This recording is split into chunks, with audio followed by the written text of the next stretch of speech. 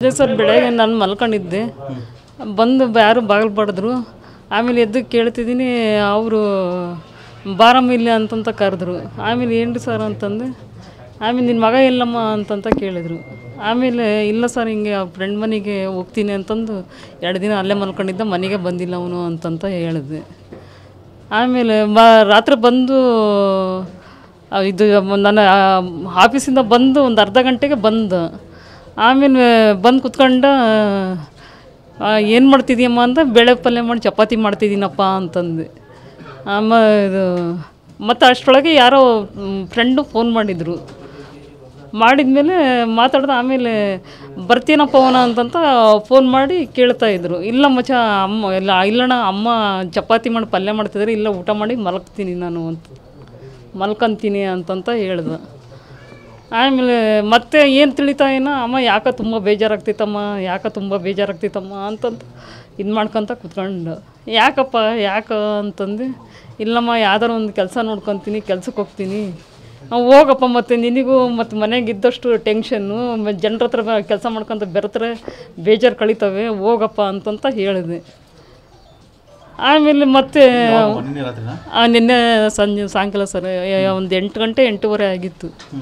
ಆಮೇಲೆ ಅಮ್ಮ ಒಂದು 200 ರೂಪಾಯಿ ಕೊಡಮ್ಮ ಅಂತಂದು. ಆಮೇಲೆ 200 ರೂಪಾಯಿ ಎಲ್ಲಿಂದ ತರೋಣಪ್ಪ ನನಗೆ. ಮತ್ತು ಈಗ ಇದು ಸಮಾಜ ಇಲಾಖೆಯಲ್ಲಿ ನಮ್ಮದು ಗೌರ್ಮೆಂಟಿಂದು ಇದು ಕೇಳಿದ್ದಾರೆ ಸರ್, ಅವು ದಾಖಲೆಗಳು ಕೊಡೋದು ಸ್ಕೂಲಿಂದ ನಾವು.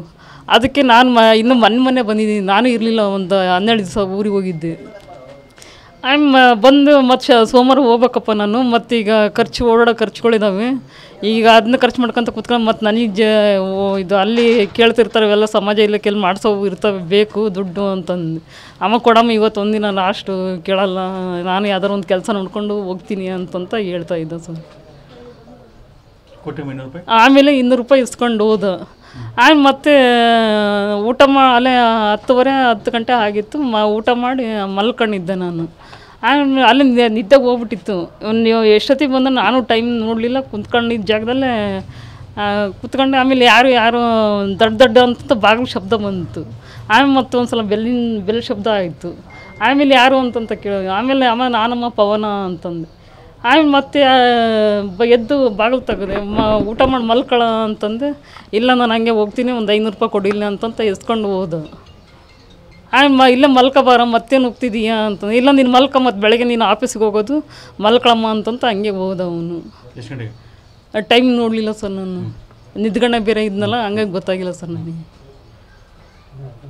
ಆಮೇಲೆ ಮತ್ತು ಅವಾಗ ಹೋದ್ರೆ ಮತ್ತು ಬೆಳಗ್ಗೆ ಅದೇ ಇಬ್ಬರು ಯಾರೋ ಸರ್ ಬಂದು ಅದೇ ಎಲ್ಲ ವಿಚಾರಣೆ ಮಾಡಿ ಕೇಳ್ತಾಯಿದ್ರು ಸರ್.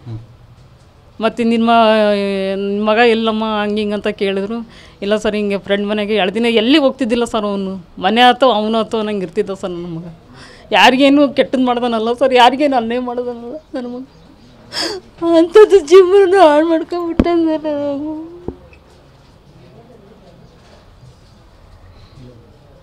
ಅವ್ರು ಎಲ್ಲಿ ಹೋಗ್ತಿದ್ದಿಲ್ಲ ಸರ್, ನನ್ನ ಮಗ ಮನೆಗೆ ಇರ್ತಿದ್ದ ಸರ್.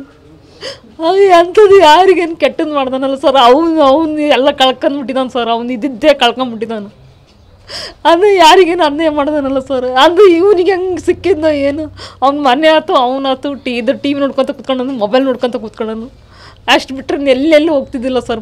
ಆ ಫ್ರೆಂಡ್ಸ್ ಮಾತ್ರ ಅಷ್ಟೇ, ನಾನು ಕೆರೆ ಮಕ್ಳಿಗೆ ಇದ್ದ ಹುಡುಗರನ್ನ ಅಷ್ಟೇ ನೋಡ್ರು ಸರ್. ನಾನು ಇವನ್ನ ನೋಡೇ ಇಲ್ಲ ಸರ್ ನಾನು. ಹ್ಞೂ ಸರ್, ನನ್ನ ಮಗನೇ ಸರ್, ನಮ್ಮ ಹುಡುಗಂದೆ ಸರ್ ಅದು. ಹ್ಞೂ ಮೊಬೈಲ್ ಇತ್ತು ಸರ್, ಮೊಬೈಲು ಚಪ್ಪಲಿ ಎಲ್ಲ ಅವಂದೇ ಸರ್, ನಮ್ಮ ಹುಡುಗಂದೆ.